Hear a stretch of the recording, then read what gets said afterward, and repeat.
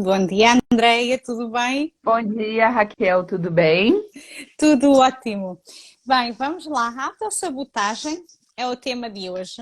É um bocadinho um tema da moda, porque as pessoas cada vez mais vão se apercebendo que há aqui qualquer coisa que roda dentro do nosso sistema e que é quase como se nos procurasse levar à falha.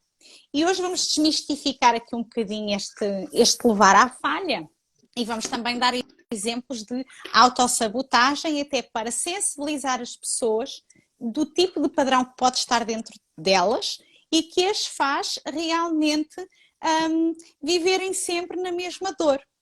Por isso, André, eu vou passar-te a palavra, vamos lá, à autossabotagem.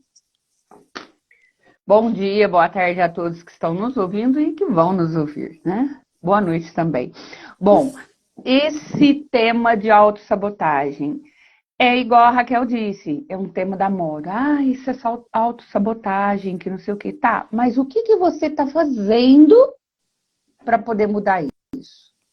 Se você já percebeu que é uma autossabotagem, você já está na frente da escada, subindo o seu primeiro degrau. Você já jogou o lençol no fantasma. Você já enxergou o que é que você está fazendo. Aí você precisa de uma motivação, você precisa de um amor próprio, você precisa para galgar essa escada e chegar no topo.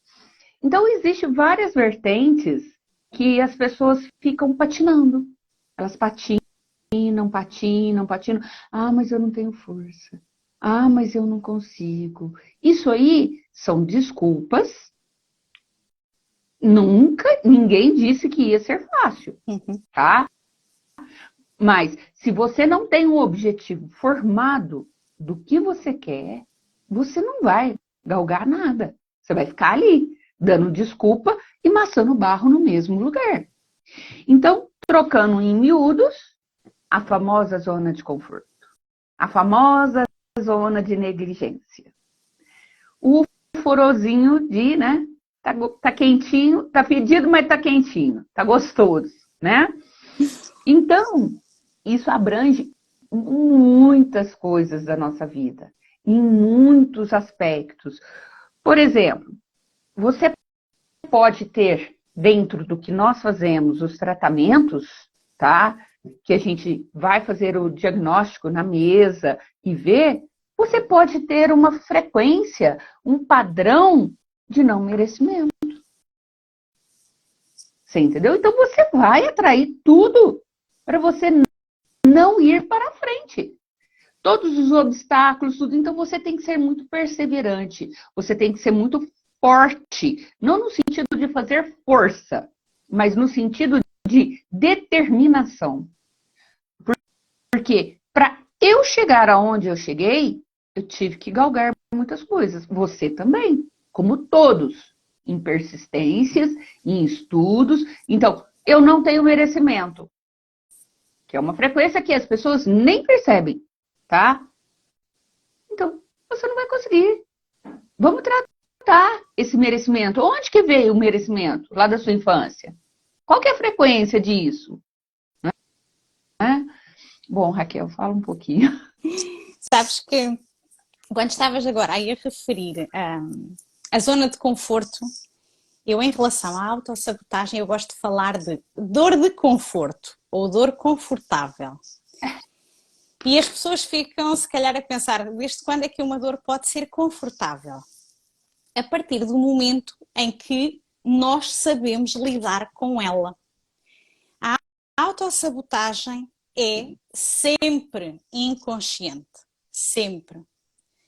Ou seja, se não se trabalhar, não se consegue nem perceber o padrão, nem se consegue perceber que se está a autossabotar.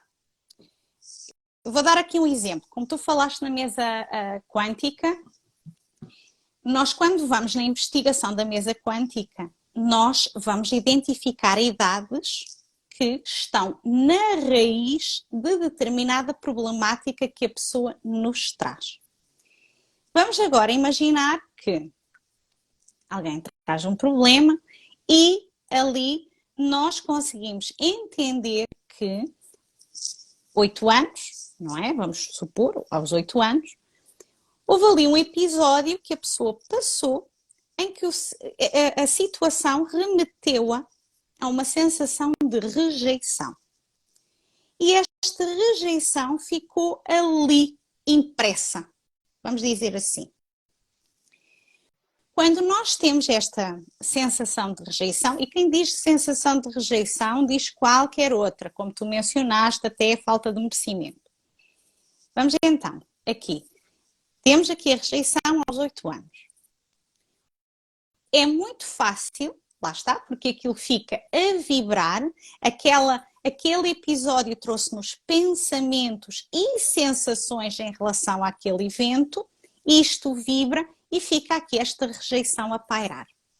É muito fácil que se eu ficar a vibrar esta rejeição, eu vou atrair outras situações para a minha vida em que eu experimento essa rejeição.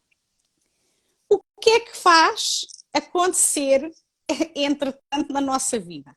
Eu habituo-me à dor da rejeição. Eu sei como é que ela é. E por isso, mesmo que aquilo me dê horrores, não vai ser difícil para mim, inconscientemente, fazer uma autossabotagem em que, perante uma situação que é totalmente nova para mim, eu nego essa situação porque depois eu tenho muito mais medo do que é que irá acontecer e volto à rejeição. Eu vou dar aqui um exemplo. A questão de quando nos candidatamos a um trabalho novo. Há pessoas que às vezes estão ali meses, anos, que não sabem para onde é que se devem candidatar. Ou vêm as ofertas de emprego e não, e depois não, ou então candidatam-se, e se ouvem um não, aquilo é uma rejeição que vai alimentar a dor que nós falámos inicialmente. E neste processo até de candidatura, vamos supor que a pessoa tem medo de uma oferta de trabalho em que vai realmente dar um salto, porque são coisas bastante novas para ela. E há ali um bichinho na cabeça dela que diz assim, ainda não estás preparada. E aquilo está ali. Esta conversa do não estás preparada vai fazer o quê? Com que a pessoa nem se candidata, ou então vá se candidatar, mas quando chega à entrevista de emprego, por exemplo, nos dias anteriores esteve a procrastinar, não se preparou para a entrevista, não conseguiu rentabilizar o tempo. Para quê? Para que nesse local lhe digam que não, que ela não é a pessoa ideal, e assim ela alimenta novamente a rejeição. Ou seja, vai outra vez para a dor que é confortável, para a dor que ela conhece. Porque nós não queremos ir para a dor de forma consciente. Ninguém diz assim, pois bem, eu agora quero experimentar a rejeição hoje. Ninguém. Só que perante uma dor que é nova, e aqui vamos supor nesta questão do trabalho, será o enfrentar o novo, o desafio, o desconhecido, que eventualmente poderá provocar ansiedade, e é outra dor. Se a pessoa não quer experimentar esta dor da ansiedade, vai preferir a dor da rejeição, porque a rejeição eu já conheço.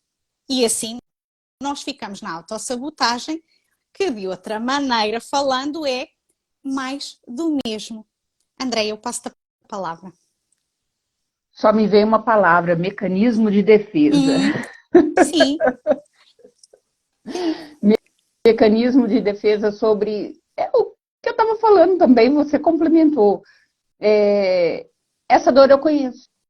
Então, eu prefiro ficar nessa do que eu desbravar um outro caminho, uma outra... É como se a vida...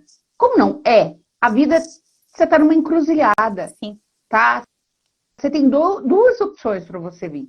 Ou você fica no mesmo, ou você vai para frente. Ou você vai lutar, ou você vai investir, ou você vai olhar para si e ir. Só que tem pessoas que, meu Deus, como é que eu vou fazer isso? Eu não consigo sair daqui. Tem gente que não acorda cedo, tem gente que troca o dia pela noite, tem gente que quantas vezes começa um estudo ou até mesmo compra um curso. Nem terminou aquele, já quer ir para outro. Nem sabe a base daquilo, já está querendo ir para o outro. Peraí, vamos analisar, você dá conta de tudo isso? Então, o que a gente sempre diz é você se organizar, é você olhar para você e falar assim, eu dou conta, é isso que eu quero. Pergunta para você, essa situação é o que você quer? Tá bom para você aí? Você vai responder para você. Isso é muito interessante. Você entender o que realmente você quer. Então, quando a gente começa a ter essas percepções, a gente começa a ter o que a gente já falou muito aqui, o não e o sim. O que eu quero e o que eu não quero. Onde que eu vou e onde que eu não vou. Qual é o caminho que eu quero chegar. Então, a partir desse, parece bobo, mas não é. A partir dessa visão que você tem, você já começa a estar na frente dessa bifurcação. Escolher. Você. Tá? Então, isso engloba muita coisa.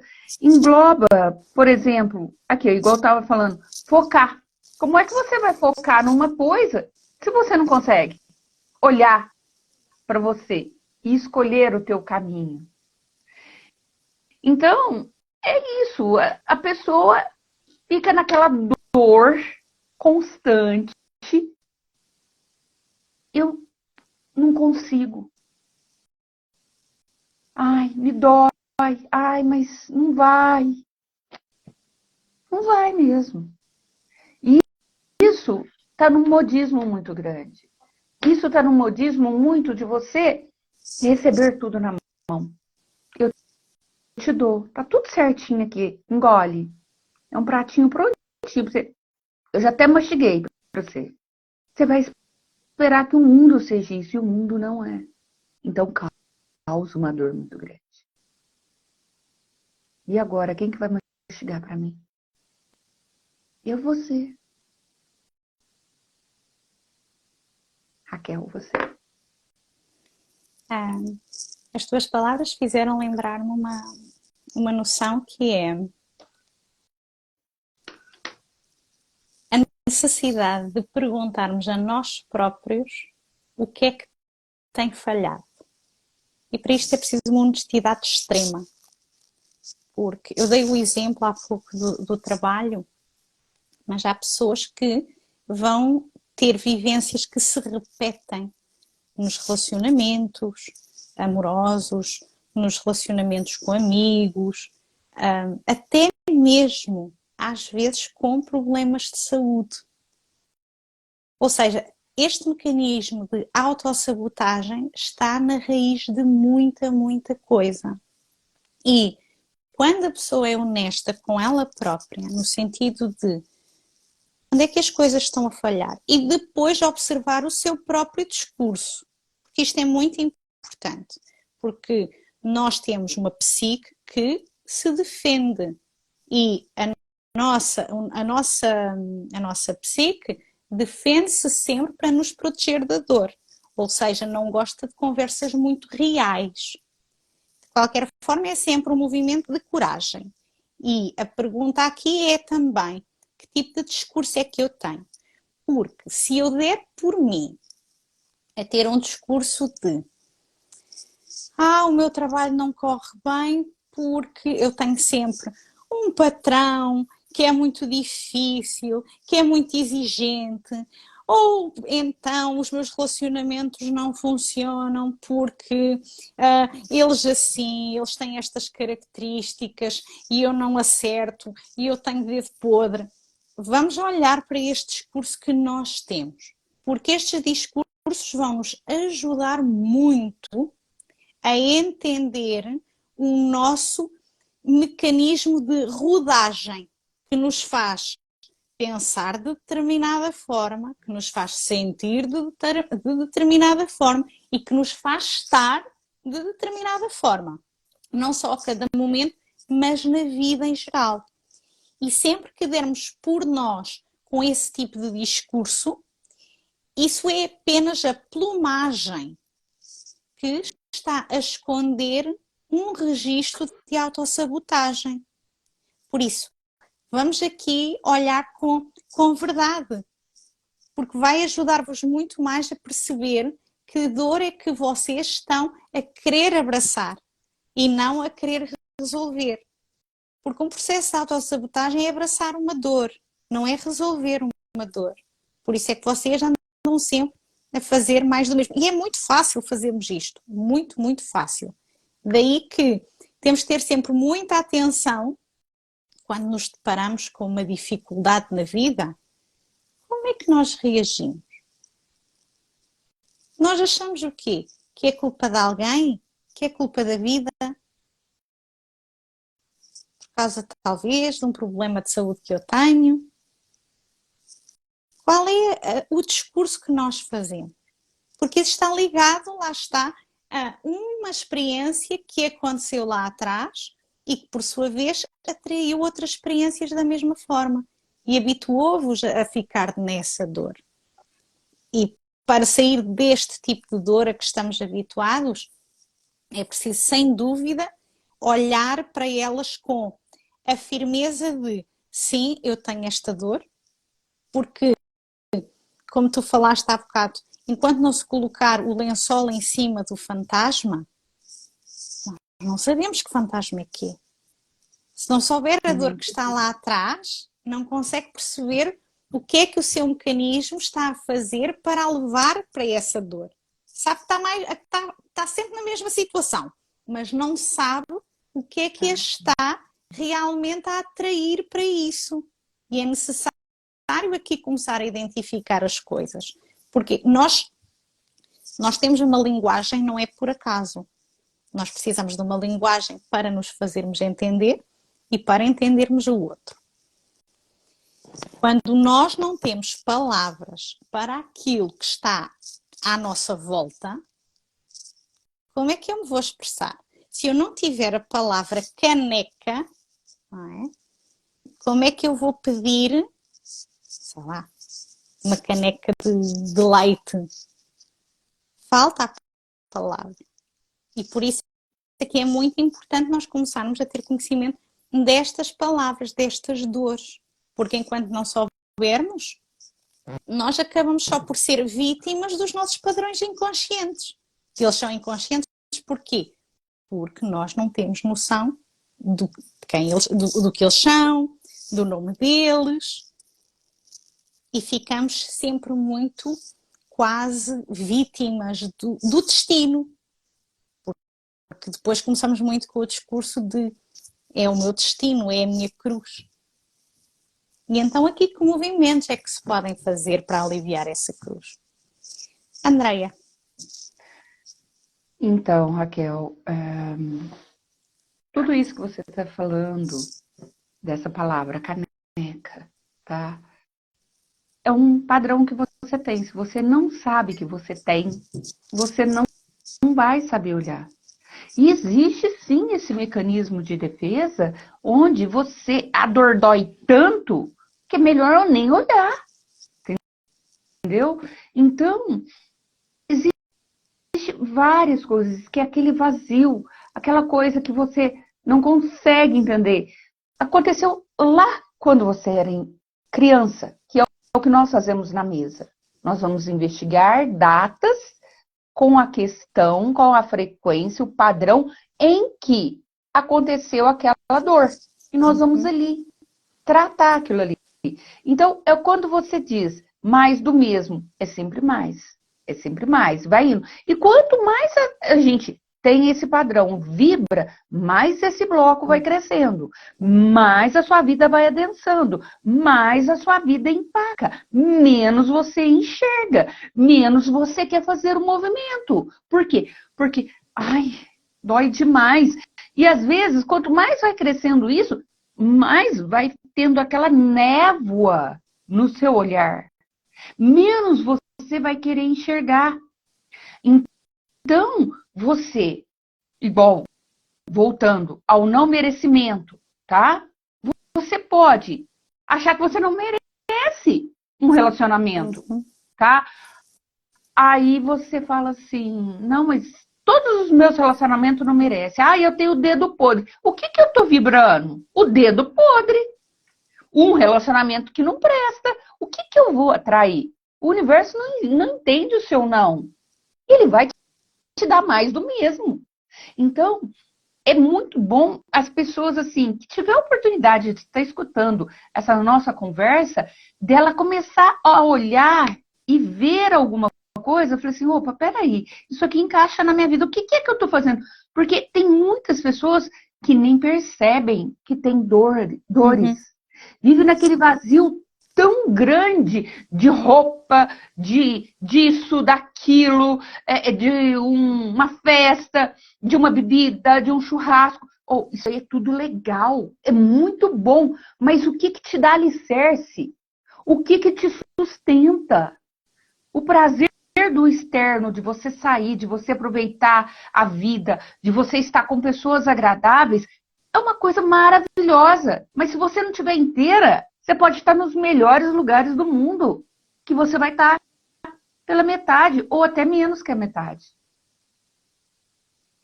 Então, o que você tem recebido? O que o universo, o mundo tem te dado? É o que você quer para a vida? A sua vida tá legal? Você tem certeza? Porque as pessoas, elas não querem olhar para a dor, porque dói. Dor dói. Então eu não vou olhar, que eu não vejo e eu não sinto. Será que não sente mesmo? Porque se você não sentir, a sua vida tá maravilhosa. Pra ser assim, ó. É assim? Então, gente, nós convidamos a vocês a olhar para se conhecer, para ver o que realmente lá no seu íntimo te dói. Pergunta para você, você vai responder. Você pode ter esse mecanismo de defesa, mas se você for persistente nestas perguntas, todos os dias, uma hora ela vai vir. E nós estamos aqui, eu e a Raquel, de braços abertos para vocês. Para poder explicar qualquer coisa, para fazer uma consulta, para explicar melhor como que funciona essa metodologia, que é maravilhosa, gente. É só quem passa pelo processo. É só quem consegue entender tudo isso e vivenciar, sabe o que é isso. Porque aqui na Terra, você pode ter bens, você pode ter casa, você pode ter tudo. Mas o que você leva para lá? Você vai levar isso? Você vai levar o que você é em essência. Porque vocês acreditam que morreu, acabou? Que não existe espírito, que não existe alma, que não existe nada? Que morreu, acabou? É esse conteúdo, é esse valor, é esse conhecimento que a gente fala em essência. Porque o que é seu, ninguém te tira. Porque a hora que você morrer vai estar tudo aqui. E a sua dor daqui vai estar a dor de lá. Raquel. Eu acho que é uma ideia bastante importante que tu partilhaste, que é a questão de não ficar inteira. Porque a autossabotagem é isso mesmo, não nos deixa ficar inteiros. Não nos deixa viver a vida. Porque quantas pessoas, por exemplo, vão para mudar de trabalho ou vão ter uma promoção, ter uma nova posição. E quando chega ali aquele momento, têm um problema de saúde, têm que se afastar, por exemplo, semanas, meses, ou aquilo fica ali muito partido e a pessoa não pode realmente depois assumir essa posição. Isto é um processo de autossabotagem. Outras questões em que vamos imaginar pessoas que acabam por ver-se presas num registro de crises contínuas, nomeadamente familiares, que muitas vezes estão relacionadas com o facto de, enquanto eu estou na crise familiar, porque é isso que eu conheço, eu não vou ter que, por exemplo, assumir uma nova responsabilidade. Quantas vezes é que o meu filho agora tem um problema? Vamos supor que alguém está separado, divorciado. E a pessoa até quer ter outra pessoa na vida dela. E está há imenso tempo, depois entretanto aparece alguém. E a pessoa até pensa, é esta pessoa. E quando as coisas começam a ficar sérias, é por exemplo quando um filho adoece, quando ela própria adoece. Que coisas é que acontecem nesses momentos de transição da vida? Quando há alguma coisa para acontecer, o que é que para? E noutras situações, porque a autossabotagem não se vê só nessas transições. A autossabotagem vê-se naquelas dificuldades em avançar.